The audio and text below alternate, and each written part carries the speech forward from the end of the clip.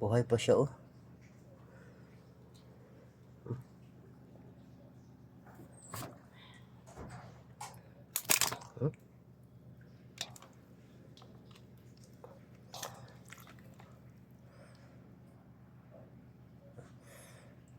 Muna itong kuha karon March 1 buhay naman, no. So unang bulan sa Marso 1. So ito kitong, oh. Okay, ang sakit ng tunog nito. Pag matutunog ka nito, ako iwan ko lang sa'yo, kalimutan mo yung pangalan mo ba. Yung mata, oh.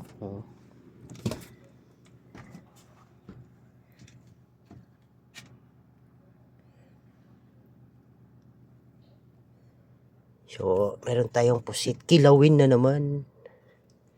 Yun, kilawin natin kayo.